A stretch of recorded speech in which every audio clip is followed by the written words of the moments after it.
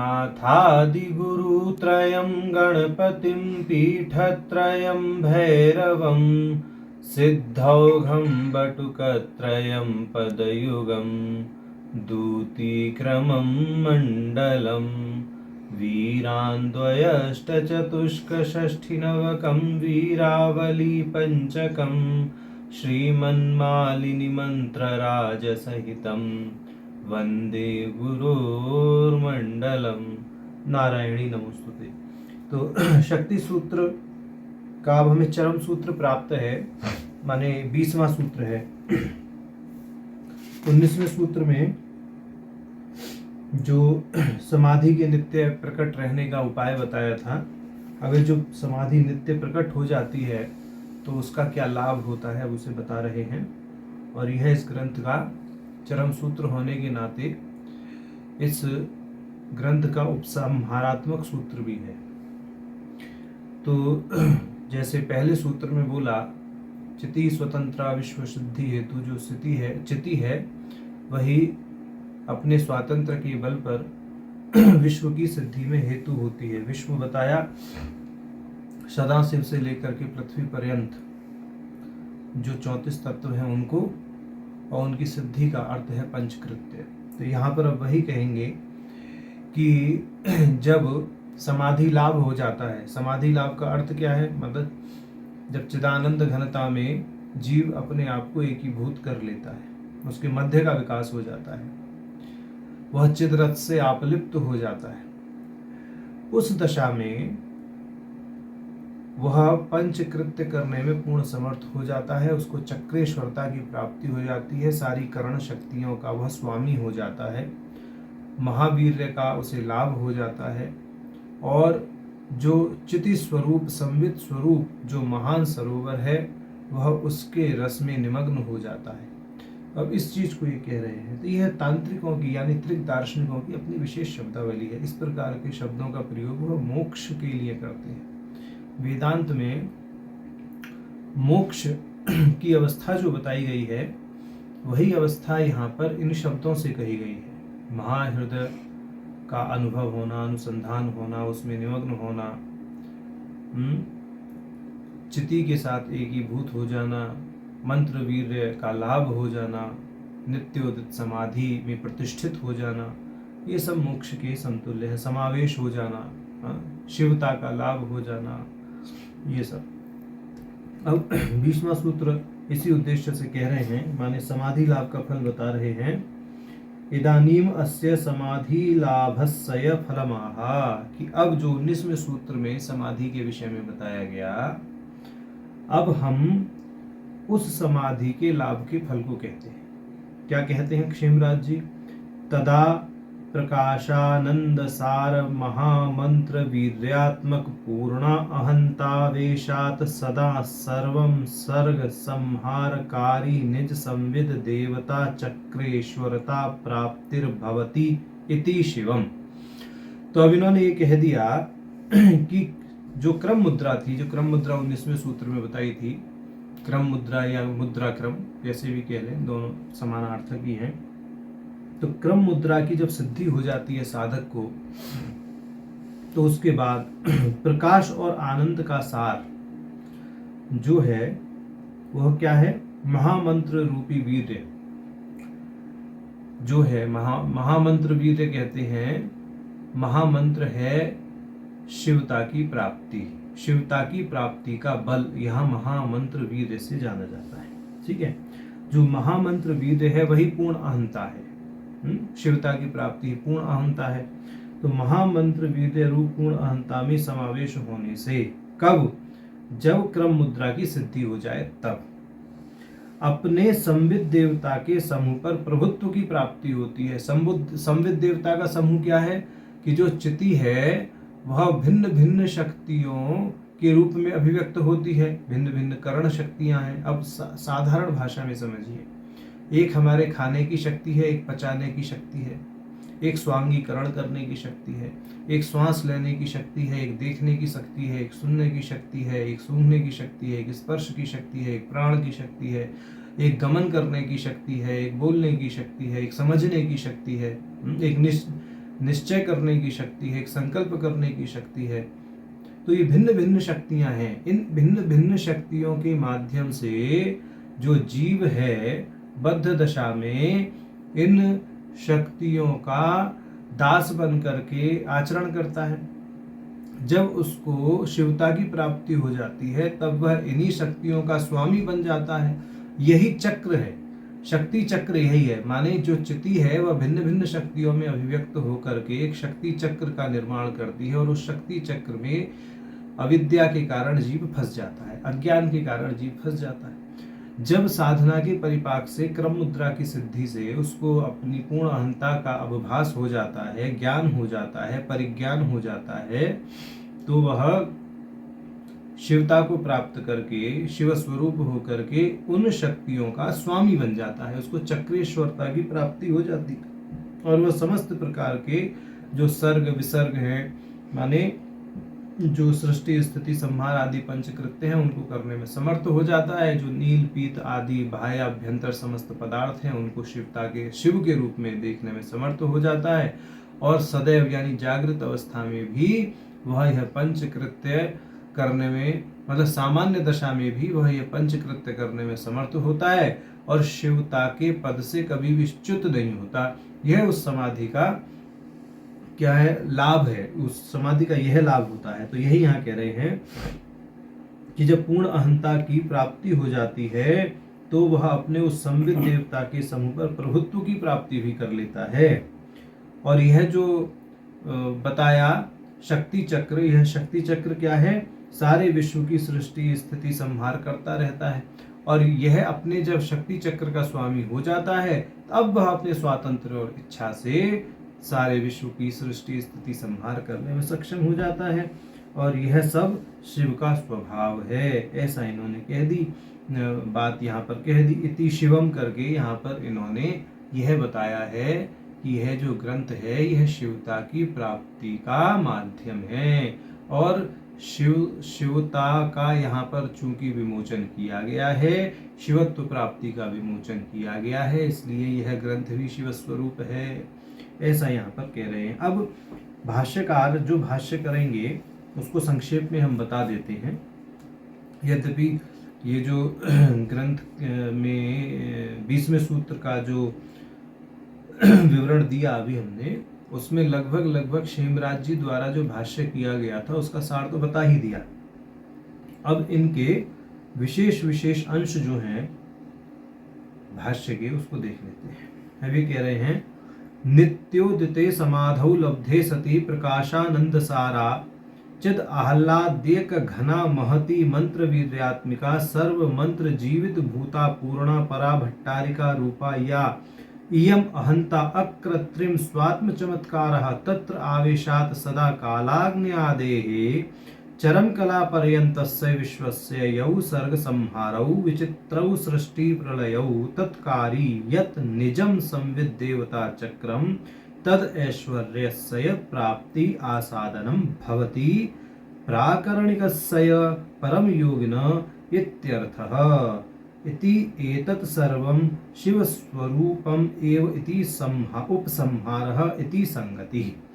ये कह रहे हैं कि भाई ये जो सूत्र बताया है इस सूत्र का अर्थ तो ये है कि सदा प्रकट रहने वाली जब समाधि प्राप्त हो जाए तब यह जो परम उत्कर्ष, मतलब जो परम उत्कर्ष रूपी या परमोत्कृष्ट जो अहंता है, पूर्ण अहंता है, पूर्ण अहंता का मतलब जो अपना स्वाभाविक स्वभाव है, उसका आनंद प्राप्त होने लगता है।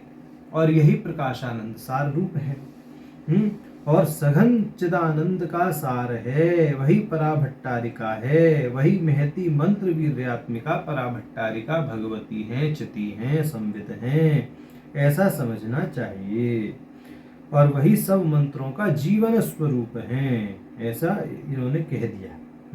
सर्व मंत्र जीवित भूता, वह सभी मंत्रों का क्या है, प्राण है, जीवन है। और उनमें समावेश होने पर ऐसा बोलते हैं, तत्र आवेशात सदा। तो तत्र आवेशात माने उसका आवेश होने पर, यहाँ आवेश का अर्थ है उसमें समावेश होने पर, आवेश का अर्थ यहाँ सम आवेश ऐसे लिया जाएगा। तो सदा कालाग्नि चरम कला पर्यंतस्य विश्वस्य, उसमें समावेश होने पर काला अग्नि से चरम कला पर्यंत जो भी विश्व है। अब यहाँ इन्होंने विश्व के अर्थ को 36 तत्वों के समान ले लिया। अब तक तो 34 तत्वों के समान ले रहे थे, अब 36 तत्वों की बात पूरी कर दी। क्यों? अब यहाँ समझने की बात है। कालाग्नि आदि जो भुवन है ये 118 है, और त्रिक दर्शन सम्मत या अन्य भी तांत्रिक संप्रदायों में 5 कलाओं की बात कही गई है कि ये जो समस्त विश्व है ये 5 कलाओं में बंधा हुआ है। सबसे निचले स्तर की कला निवृत्ति कला है, जिसमें एकमात्र पृथ्वी तत्व है। उससे ऊपर प्रतिष्ठा कला है, जिसमें जल से लेकर के और प्रकृति तत्व तक के तत्व आते हैं। उससे ऊपर विद्या कला है, जिसमें पुरुष से लेकर के माया तत्व तक आते हैं। उससे ऊपर शांता कला है, जिसमें शुद्ध विद्या से लेकर के और सदाशिव तक, माने शुद्ध विद्या ईश्वर और सदाशिव ये 3 तत्व आते हैं। और उससे ऊपर शांतातीता कला है, जिसमें शिव और शक्ति प्रतिष्ठित हैं। तो इस दृष्टि से 36 तत्वों की स्थिति इन 5 कलाओं में है। अब इनसे संबंधित 118 भुवन भी हैं। वो 118 भुवन इस प्रकार हैं कि भाई जो सबसे निचली निवृत्ति कला है उसमें 16 भुवन है, प्रतिष्ठा कला में 56 भुवन है, विद्या कला में 28, शांता कला में 18 भुवन है। तो इस प्रकार से भुवन, कला और तत्व ये देशाध्वा हुए। तो इन देशाध्वाओं की स्थिति हो गई। दूसरे पर जो षडध्वा में 3 तो देशाध्वा और 3 आपके हो गए कालाध्वा। कालाध्वा में वर्ण, पद और मंत्र, इन तीनों की स्थिति। इसको प्राण से जोड़ करके देखते हैं, नाद से जोड़ करके देखते हैं, आदि शांत मात्रिका से, क्योंकि प्राय तांत्रिक लोग जो हैं वह नाद में उच्चारण की मात्रा को ही काल की सरणी पर परिगणित करते हैं और उसको प्राण से जोड़ करके नाद और प्राण का संबंध बड़ा गहना है। तंत्रालोक विवेक में जो जयरथ जी हैं उन्होंने एक स्थल पर कहा है, विखर नामक प्राण से जो अभिव्यक्त होता है वह वैखरी वाणी है। और यह जो वैखरी वाणी है 100% शब्दों का ही मूर्त रूप है। यहाँ शब्द अपना रूप प्रकट करते हैं, वैखरी वाणी के द्वारा शब्द प्रकट होता है। वह अपने स्थूल रूप को प्राप्त करता है। परापश्चंती मध्यमा वैखरी की दृष्टि से भी देख लें, चाहे उच्चारण की दृष्टि से भी देख लें ऐसे। और जो शब्द है वह काल की सरणी पर ही परिगणित होता है मात्रा के रूप में, दीर्घ, ह्रस्व, प्लुत आदि ये सब। तो उस दृष्टि से जो कालाध्वा है, वर्ण, पद और मंत्र, प्रकारांतर से इसको पद, मंत्र और वर्ण इस दृष्टि से भी, या वर्ण, मंत्र और पद इस दृष्टि से भी, तो इन तीनों ही दृष्टि से वर्णन मिल जाता है इसी क्रम में। उनका एक अलग अलग विभाग है या दृष्टिकोण है, क्यों उनमें ऊपर नीचे करा गया है इन तीनों को, उस विषय में तो कभी बाद में बताएंगे। लेकिन फिलहाल जो प्रकरण चल रहा है उसी पर रहते हैं। तो देशाध्वा और कालाध्वा इन मतलब 3 देशाध्वा के अंग, 3 कालाध्वा के अंग, इन 6 के 6 अंगों को या षडध्वा को वह शिव स्वरूप देखने लगता है, शिव से अभिन्न देखने लगता है। तो यहाँ पर जो आवेशात सदा कालाग्नि चरम कला पर्यंतस्य विश्वस्य यौ सर्ग संहारो विचित्र सृष्टि प्रलयादो तत्कारी, ये जो यहाँ पर कहा है काला अग्नि आदि, तो यहाँ से देशाध्वा उपलक्षण समझना चाहिए। कालाध्वा भुवन, मतलब काला अग्नि जो है वह भुवन है, तो यह भुवन देशाध्वा का क्या है, उपलक्षण है। और चूंकि षडध्वा का भी अंग काला अग्नि भुवन है, तो इस दृष्टि से ये षडध्वा का भी उपलक्षण मान लेना चाहिए। तो यहाँ षडध्वा के विषय में ही कह दिया इन्होंने एक दृष्टि से कि कालाग्नि से लेके अंतिम कला तक। ठीक, अंतिम कला कौन है? जहाँ शिव और शक्ति की प्रतिष्ठा है, शिव शक्ति का सामरस्य भी है। माने स्थूलतम वस्तु से लेकर के सूक्ष्म तत्व तक सब कुछ इन्होंने परिगणित कर लिया। तो षडध्वा भी हो गया, षडध्वातीत भी हो गया, क्योंकि शांतातीता कला जो है उसमें तो कोई भुवन है नहीं, वो तो भुवनातीत कला है। तो माने इस दृष्टि से षडध्वा भी उपलक्षण की दृष्टि से ग्रहण हो गया। षडध्वातीत स्थिति माने जो परम शिव है वहां तक, जो साक्षात परम शिव को तो लक्ष्य कर ही रहे हैं, परम चिति को तो लक्ष्य कर ही रहे हैं इस सूत्र में, ठीक। और विश्व की दृष्टि से सदाशिव से ऊपर शिव और शक्ति को भी अब यहाँ इन्होंने परिगणित कर लिया। अभी एक विषय है कि तंत्र में 36 तत्व मानने चाहिए या 37 तत्व। तो प्राय 36 तत्व माने ही जाते हैं, सभी मानते हैं, परंतु इन 36 तत्वों की अभिव्यक्ति परम चिति के, परासंबित के, भगवती के या परम शिव के स्वातंत्र से है। ये 36 के 36 तत्वों की उत्पत्ति। तो इस दृष्टि से जो परम शिव है वह 37वां तत्व होना चाहिए। प्राय तांत्रिक लोग इस पशुपेश में रहते हैं। एक समूह है तांत्रिकों का, या कुछ तांत्रिक ऐसे हैं जो 37वां तत्व को 37वां तत्व परम शिव को स्वीकार करते हैं। कुछ तांत्रिक ऐसे हैं जो यह मानते हैं कि शिव और परम शिव में अभेद है। तो अभेद की दृष्टि से तो ठीक है, 36 तत्व माने जा सकते हैं, तो एक ही तत्व मान लो तो भी कोई बड़ी बात नहीं है। लेकिन 37वां तत्व अभिनव गुप्त जी को भी अभेद है। अभिनव गुप्त जी ने तंत्र सार में इसका वर्णन किया है। उन्होंने दबी दबी भाषा में 37वें तत्व को स्वीकृति दी है।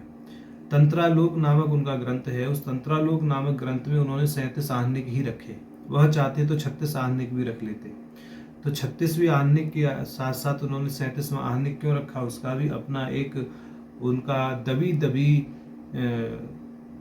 कह सकते शैली में उनको यही अभेद है कहना इन 37 आहनिकों के विभाग से कि हम 37वें तत्व की भी क्या है सत्ता को स्वीकार करते हैं। माने 36 तत्व जो है वह तो विश्वात्मक हैं और 37वां तत्व जो है वह विश्व का कारण है, ऐसा कहने का अर्थ है। तो ये है। अब यहाँ पर इन्होंने जो बोला कि ये जो चिदानंद सार रूपी महामंत्र वीर्य है, इसके प्राप्त होने से जो समावेश प्राप्त होता है, तो कालाग्नि से लेकर अंतिम कला तक जो विश्व है उसका सर्ग संहार माने जो पंचकृत्य है वह समझ लेने चाहिए। सर्ग संहार से उसका सृष्टि प्रलय है, यह सब उसको करने वाला जो अपना संबित स्वरूप देवता का समूह है, यानी करणेश्वरी आदि जो शक्ति चक्र है वह, उस पर ऐश्वर्य या प्रभुत्व की प्राप्ति हो जाती है। माने साधक उस चक्र का, शक्ति चक्र का स्वामी बन जाता है।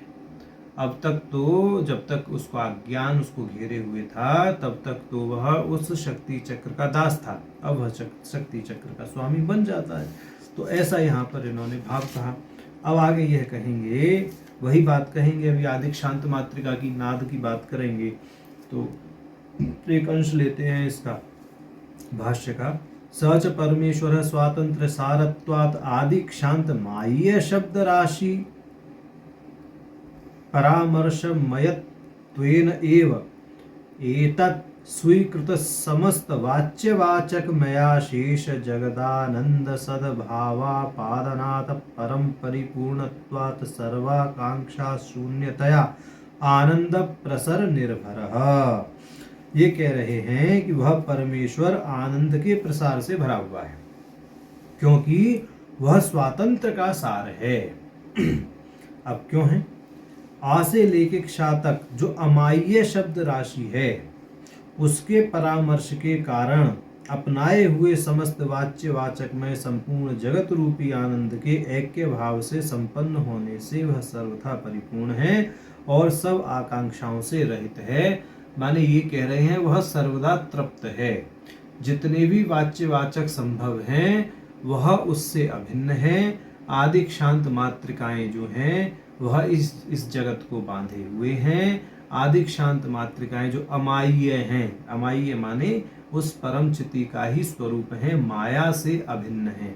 ऐसा माया से आपलिप्त नहीं है, क्योंकि माया भी उस चिति से ही प्रकट हुई है, तो माया भी उससे अभिन्न है, ऐसा समझ लेना चाहिए। परंतु यहाँ अमाय्य पद का प्रयोग किया है, माय्य पद का प्रयोग नहीं किया। तो अमाय्य का अर्थ यह है कि यह जो परावाक है वह परावाक जो माया से अतीत है, उस परावाक का अंश ही ये आदिक शांत मात्रिकाएं हैं। और ये आदिक शांत मात्रिकाएं, जैसा कि पहले भी बताया था, ब्राह्मी आदि जो हमारी सप्त मात्रिकाएं प्रकारांतर से अष्ट मात्रिकाएं हैं, वह इनकी अधिष्ठात्री होती हैं। वही जीव को बंधन में डालती हैं, वही जीव को मुक्त करती हैं। और आदिक शांत मात्रिकाएं चूंकि एक मात्रा के एक समय अंतराल, एक समय की धारा पर परिगणित होती हैं ह्रस्व दीर्घ प्लुत की दृष्टि से, तो इसको कालाध्वा के यानी वर्ण पद मंत्र इस दृष्टि से भी इसको परिगणित किया जा सकता है। तो बड़ा लंबा चौड़ा भाष्य बन जाएगा। अभी संक्षेप में हम ये बोल रहे हैं कि यहाँ पर जो शक्तियां बताई थी जो बंधन में डालती हैं जीव को, उन्हीं को लक्ष्य करके कह रहे हैं कि अब ये उनका भी स्वामी बन जाता है, माने ब्राह्मी आदि शक्तियों का भी स्वामी बन जाता है और समस्त आकांक्षाओं से रहित हो जाता है। देखिए, एक साधारण नियम है, जिसके पास में सब कुछ है वो किसी से ईर्ष्या नहीं करता, जिसके पास में सब कुछ है उसको कोई आकांक्षा नहीं होती। तो जब वह परिपूर्ण सत्ता बन गया, जो साधक है उसको अपनी परिपूर्णता का अनुभव हो गया, परिज्ञान हो गया, उसकी अनुभूति हो गई, तो उसको कैसी आकांक्षा होगी, किससे ईर्ष्या होगी, किससे द्वेष होगा, संभव ही नहीं है।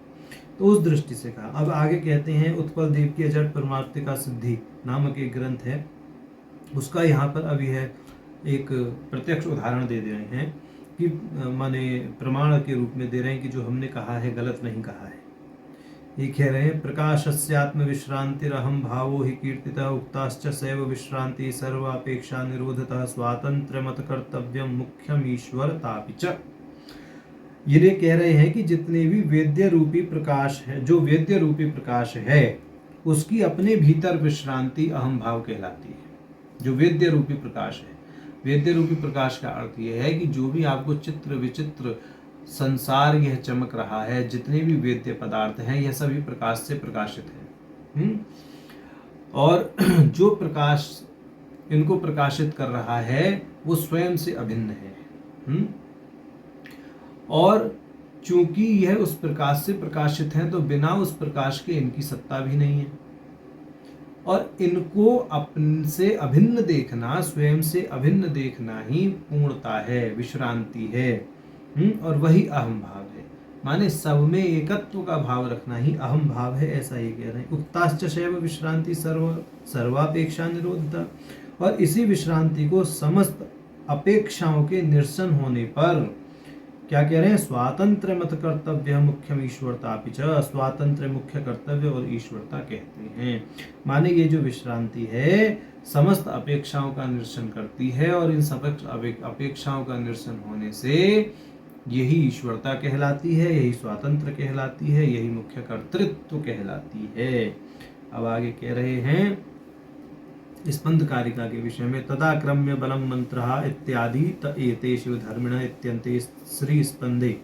तो स्पंद शास्त्र में कहा गया है कि यह जो बल प्राप्त होता है, महावीर्यात्मक जो बल है, माने जो चिति के साथ में एक क्या लाभ है, समाधि का जो लाभ है, जो समाधि का बल प्राप्त होता है, नित्य उदित समाधि, सर्वत्र शिवता को ही देखना, इस प्रकार का जब लाभ हो जाता है साधक को, तब क्या है, त एते शिव धर्मिण, तब सब कुछ शिवात्मक हो जाता है, सब कुछ शिव धर्मिण। इस प्रकार से ये कह रहे हैं। अब कहते हैं शिव सूत्रेषु अपि, शिव सूत्र में कहा गया है, पहले उनमें इसका चरम सूत्र 22वां सूत्र बोल रहे हैं, महाहृदयानुसंधान मंत्र वीर्यानुभव, कि जो महान सरोवर है, जो संवित रूपी सरोवर है, उसमें तादात्म्य होने से मंत्र शक्ति का अनुभव हो जाता है। मंत्र शक्ति का अनुभव माने जो अपनी ईश्वरता है वह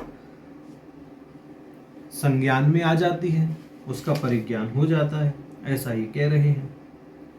अब आगे ये कहेंगे कि जो संवित है, जो सर्वत्र अभिव्यक्त हो रही है, नील पीत, मतलब उसी बात को अब ये पुनरावृत्ति कर रहे हैं, क्योंकि अब भाष्य का ये उपसंहार कर रहे हैं, तो पुनरावृत्ति करते हुए कह रहे हैं कि जो भी नील पीत चित्र विचित्र पदार्थ दिखाई दे रहे हैं वह शिव से अभिन्न हैं, और उनका शिव रूपता में दर्शन करते रहना ही समाधि लाभ है और यही मुक्ति है। अब इसी आशय से ये कहते हैं, ईश्वर प्रतिभिज्ञा कारिका का एक उदाहरण यहाँ दे रहे हैं भाष्यकार जी। या चैषा प्रतिभा तत्त पदार्थ क्रम रूपिता अक्रमानंत चिद रूप प्रमाताश्च महेश्वर माया शक्तिया विभूषैव भिन्न संवेद्य गोचरा कथिता ज्ञान संकल्प अध्यावसायादि नाम भी। ये कह रहे हैं यह जो संवित है, जो भगवती हैं, ये जो परम शिव हैं या परम चिति हैं, भिन्न भिन्न पदार्थों के क्रम से रंजित हैं। वह वस्तुतः क्रम रहित, काल रहित, देश रहित, अनंत हैं। चित रूप श्रेष्ठ प्रमाता महेश्वर ही हैं। माने जो इस प्रकार की समाधि को प्राप्त कर लेता है वह देश काल से अतीत हो जाता है। उसको ना तो देश बांध सकता है न काल बांध सकता है। वही श्रेष्ठ प्रमाता है, वही महेश्वर है। अब उसी भाव को अगले श्लोक में बोला, माया शक्ति विभो सैव भिन्न संवेद गोचरा। कह रहे हैं कि प्रभु की माया शक्ति के द्वारा वह चित शक्ति भिन्न भिन्न गे विषयों के रूप में अभिव्यक्त होती है और वही ज्ञान संकल्प अध्यावसाय आदि नामों से कही जाती है। तो परमात्मा ही अपने स्वातंत्र से अपनी ही शक्ति को विभिन्न रूपों में अभिव्यक्त कर देते हैं और अज्ञान का आवरण ओढ़ करके पशु के रूप में परिणत होते हैं और अपनी ही लीला शक्ति से, अपनी ही स्वातंत्र शक्ति के विलास से वह उस अज्ञान का आवरण हटा करके स्वयं शिव स्वरूप हो जाते हैं और उन शक्तियों के स्वामी बन जाते हैं। तो जब पशु स्वतंत्र परमात्मा की या परम शिव की स्वतंत्र लीला के बल पर और अपने प्रारब्ध का भोग करने के बाद जब इन शक्तियों का यानी करण शक्तियों के स्वामित्व को प्राप्त करता है, माने समाधि लाभ होने के अनंतर, क्रम मुद्रा को साधने के अनंतर जब वह शक्ति लाभ करता है, शक्ति चक्र का स्वामी बनता है, तो वह मोक्ष को प्राप्त हो जाता है। ऐसा कहने का यहाँ तात्पर्य है। और उससे पहले जब वो जीव दशा में रहता है, पशु दशा में, बद्ध दशा में रहता है, तो जो भिन्न भिन्न शक्तियाँ उसको बांधे रखती हैं वह भी परमात्मा के, शिव के स्वातंत्र के बल पर ही अपना कार्य करती हैं। और जो जो भिन्न भिन्न संज्ञाएं, ज्ञान संकल्प निश्चय आदि जो हैं वह भी उन शक्तियों से उस दशा में भी अभिन्न रहते हैं और समाधि के नित्योदित होने पर भी अभिन्न रहते हैं, परंतु बद्ध दशा में वो भिन्न भिन्न प्रतीत मात्र होते हैं। ऐसा भी उसको ज्ञान हो जाता है, यह कहने का आशय है। तो अब इस प्रकार से इन्होंने इसका भाष्य किया है। अब भाष्य के अंत में ये कहते हैं इति शिवम। इति शिवम का भाष्य करते हैं, इति शब्द उपसंहारे यत एतावत उक्त प्रकरण शरीरम तत्सर्वं शिवम शिव प्राप्ति हेतुत्वात् शिवात् प्रसृत्वात् शिव स्वरूपा भिन्नत्वात् शिवमयम एव इति शिवम।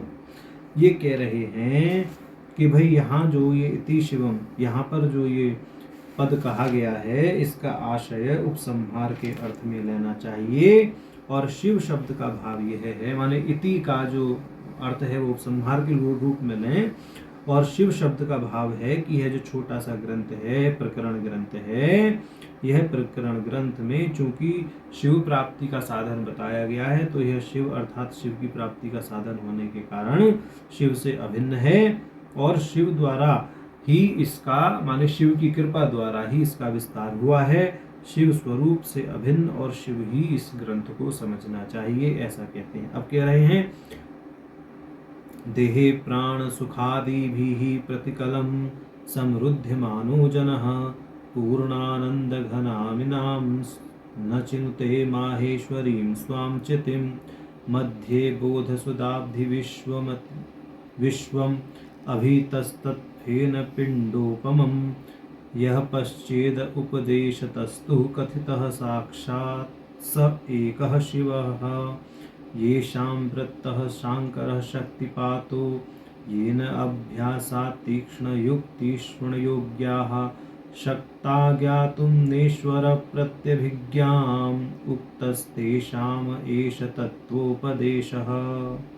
ये कह रहे हैं कि देह प्राण सुख इत्यादि से प्रतिक्षण घिरा हुआ जो मनुष्य है, अपनी स्थिति को जो महेश्वर स्वरूप है, जो पूर्ण आनंद घन है, उसे नहीं पहचानता। क्यों नहीं पहचानता? क्योंकि वह ज्ञान से घिरा हुआ रहता है।